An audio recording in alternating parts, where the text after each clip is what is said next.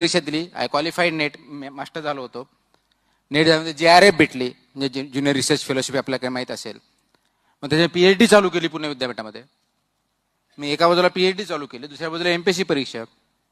आता PhD काय त्याचा फुल टाइम जॉब, कारण मी बऱ्यापैकी UPSCचा अभ्यास करत होतो आणि माझी न्यूक्लिअर पॉलिसीवरती होती. माझा टॉपिक हा न्यूक्लिअर पॉलिसी ऑफ इंडिया याच्यावरती होता, त्याच्यावरती करत होतो.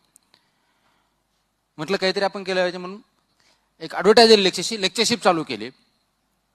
जळगावला 1 महिना केली आणि त्याच्यानंतर 1 वर्षभर मी मुंबईमध्ये गव्हर्नमेंट कॉलेज आहे तिथं केले.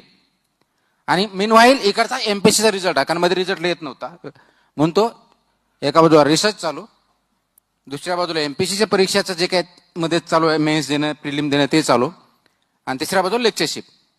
फायनली हा रिझल्ट 2003च्या जूनमध्ये आला आणि त्याच्यामध्ये मला क्लास 2ची पोस्ट भेटली.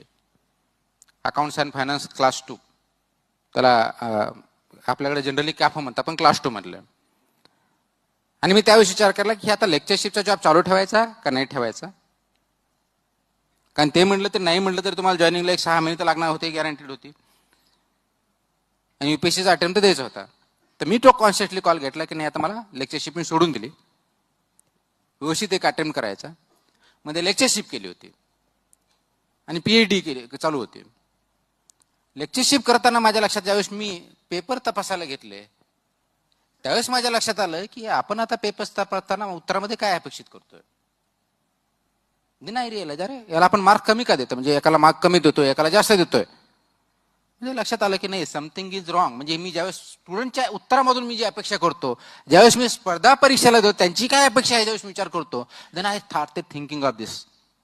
हा सगळा विचार करायला लागलो. Then revaluated my self.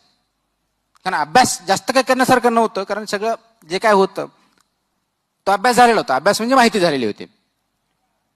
May be मला ते उत्तराच्या स्वरूपात लिहिता येत नव्हतं किंवा मला ज्या अपेक्षित परीक्षा लिहिता येत नव्हतं, म्हणून त्याचा विचार केला.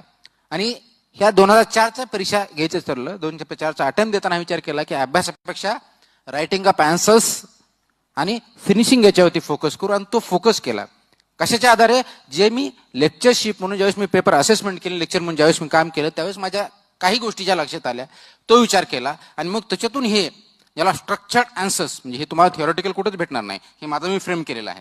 स्ट्रक्चर्ड आन्सर्स आणि कम्प्लीट अँड करेक्ट आन्सर्स हा कन्सेप्ट मी शोधला की नाही, हे आपल्याला असं पाहिजे तरच आपण बघू शकतो.